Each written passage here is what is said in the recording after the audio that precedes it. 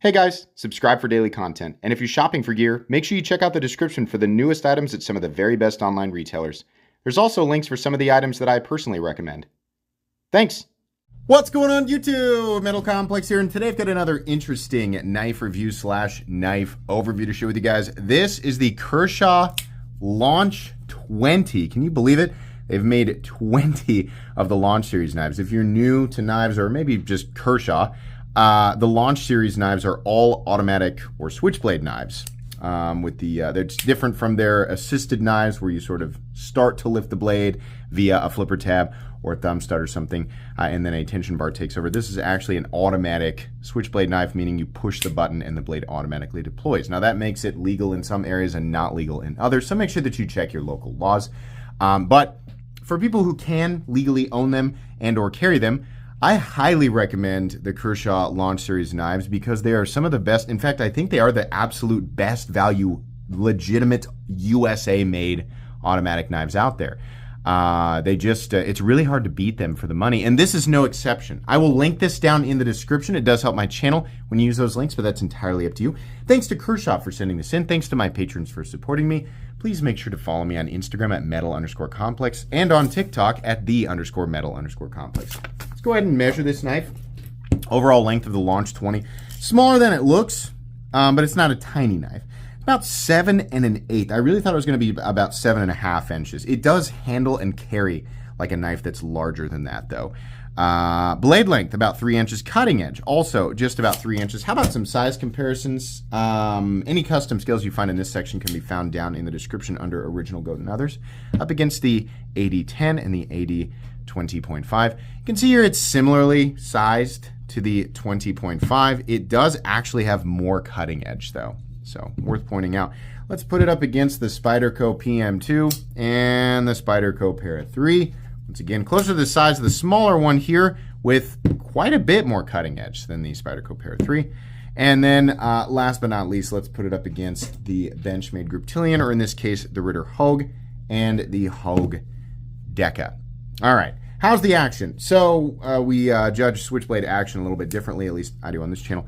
Number one, push to the button. Doesn't take much. There's not much travel, but it is recessed like in a meaningful way.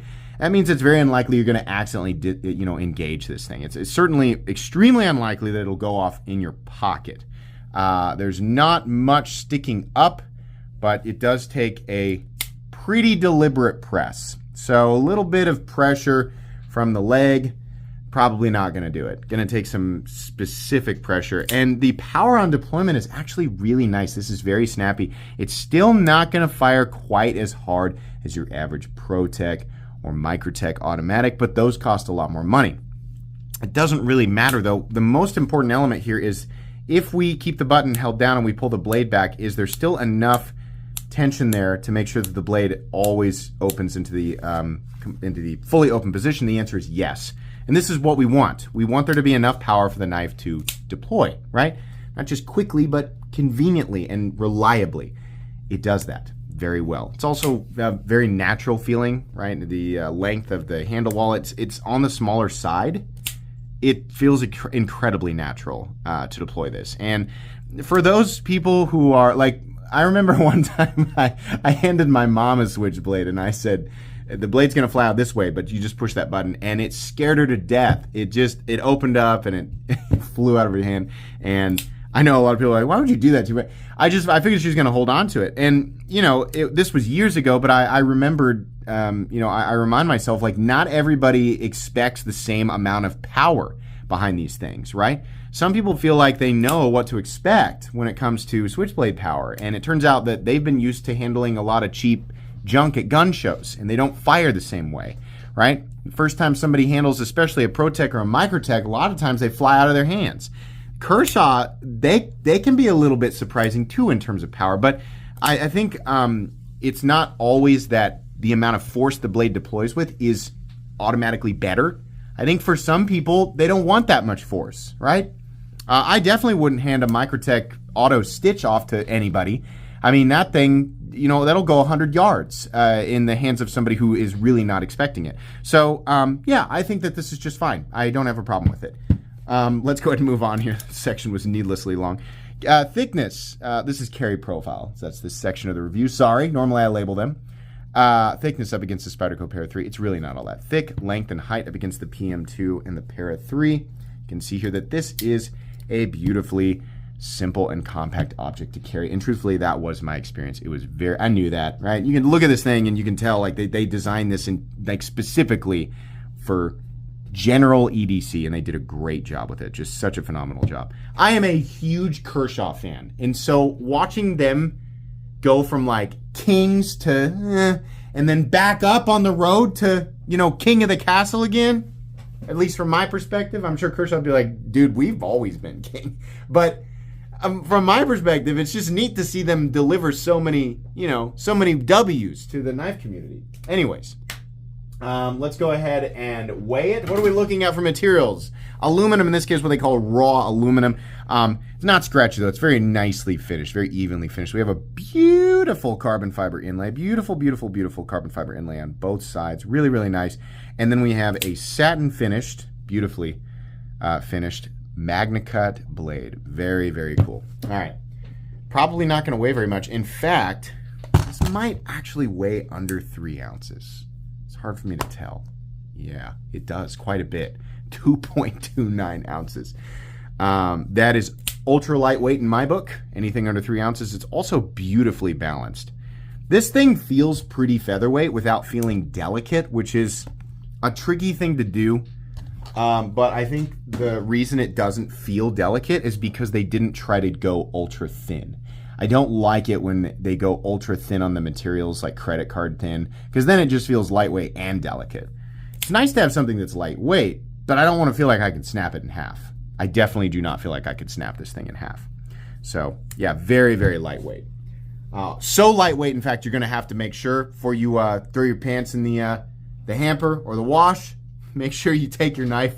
Anything that's under 3 ounces, I always say, is the increased chance you're going to wash it. Let's see here. Hardware check. I'm going to get out my tools as per usual. My tools are very inexpensive and very recommendable. You can find them right down in the section of my description that talks about the tools I use on this channel. So we have almost certainly a T8. There we go, T8. And then these screws over here are going to be T6. Not that big of a deal. They go all the way through to the other side of the aluminum, which is fine. Only 2 screws for the body. That's pretty cool. I love that on this side, by the way, we'll come back to that, but they covered the pivot area with the inlay and then just put the adjustment on the other side. That's a real classy move, I think. We do have a position for the pocket clip on both sides, and those pocket clip screws are also T6. Honestly, really easy to take apart outside of metal. Having to fiddle with the coil spring on the inside. If you've ever done that with an automatic knife, it's not super fun the first time, but it's totally doable. Avoid taking these types of knives apart if you can, but if you really need to, it's pretty simple to get in there. Let's go ahead and measure the blade stock thickness, and then we will move on. Blade stock thickness is pretty thin. I'm trying to grab it. Yeah, let's do it right back here. 118 thousandths, definitely on the thinner side. All right, meat and potatoes time. It's a pretty stylish looking knife. I like it. I haven't always loved every aesthetic that Kershaw's done, and I don't think that every aesthetic that they've ever created was created for everybody. I think obviously not, right? They're getting better about putting things in places. I mean, and making it visually appealing.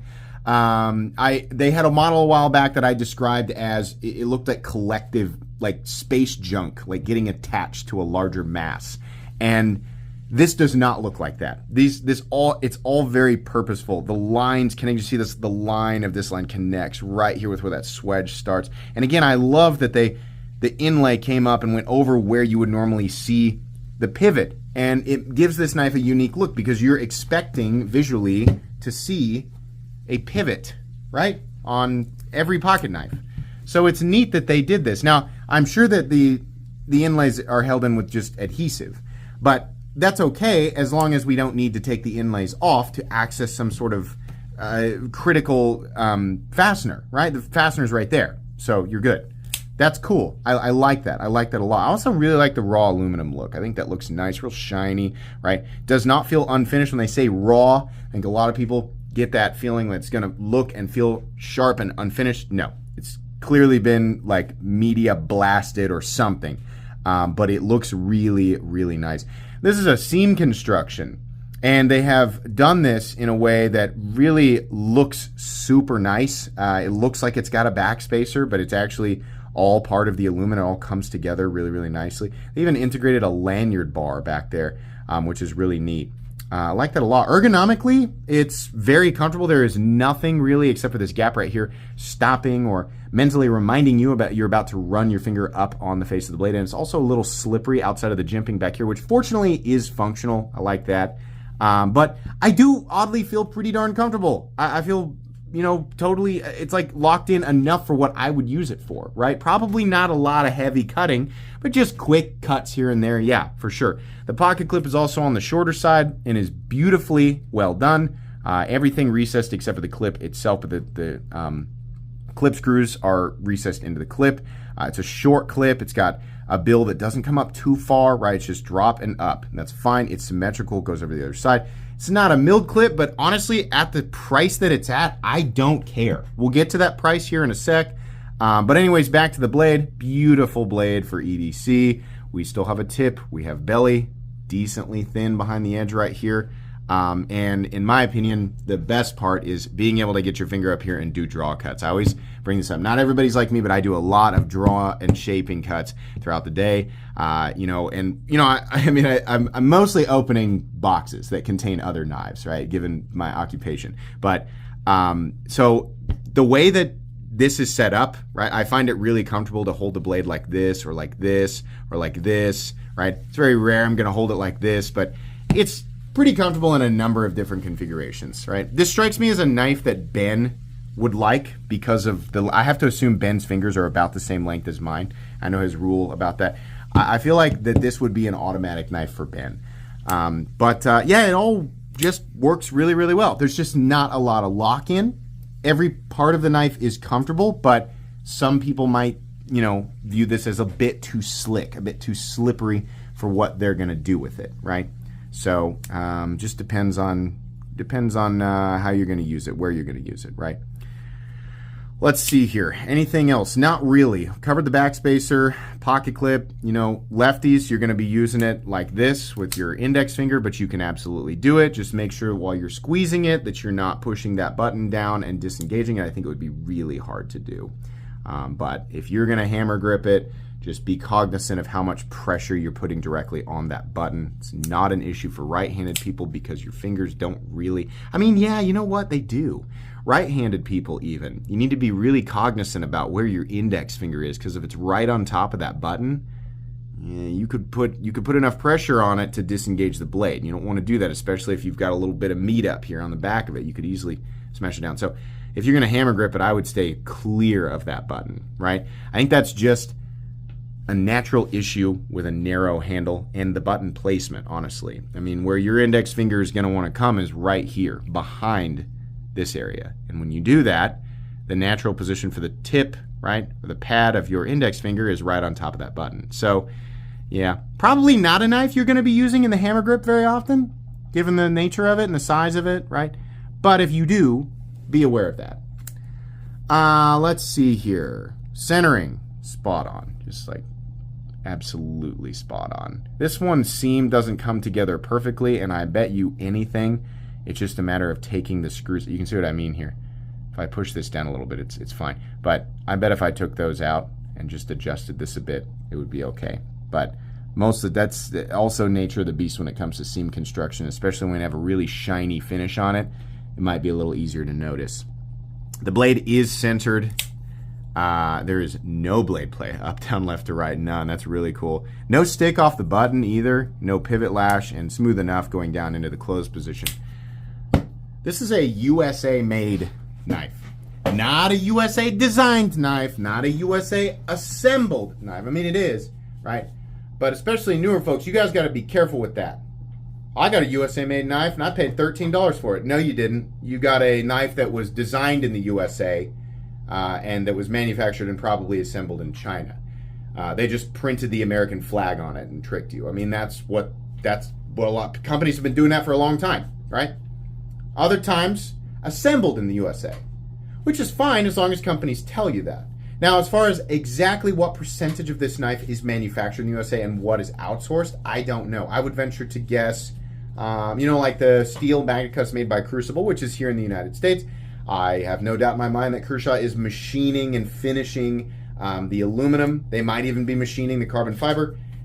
Things like, washers and clips and screws, yeah, that's probably made somewhere else. That'd be my guess, but I honestly don't know. It is enough to where they can legally say it's made in the USA, manufactured in the USA, and that's very, very important, right? And other companies that are doing the same thing as Kershaw are almost all, I think literally all, charging quite a bit more money. I mean, ProTech is like literally the next least expensive, and they're on average like 50 to 60 higher, maybe more. This is a $144 truly USA made knife. That is a beautiful price tag. Magna cut, beautiful carbon fiber and aluminum, stylish, right? Works really well, comfortable. Yeah. Hats off to Kershaw. This is awesome. I love this knife. Highly recommendable. Definitely. If USA manufacturing is important to you and you're looking to get your first nice automatic knife, holy moly, start with Kershaw. Definitely. You might not ever have to buy from any other brand, right? You don't have to. There's lots of other great brands out there, but geez, man, like that's awesome that they can still do this for that price in 2024. It's really impressive. I'm a huge fan of the Launch 20 and the Launch series line in general. Highly recommendable. This is going to go on my most recommended knives playlist. Definitely check it out. Please make sure to follow me on Instagram at metal_complex and on TikTok at _metal_complex. If you enjoyed this video, leave a like. If you'd like to check out my other content, I do, of course, have lots of videos of knives that are either expensive or inexpensive that I do or don't like, so check those out. And if you enjoy all my content, go ahead and click on that Metal Complex logo right there and subscribe because there's definitely more coming. Thanks again for watching, everybody, and have a great day.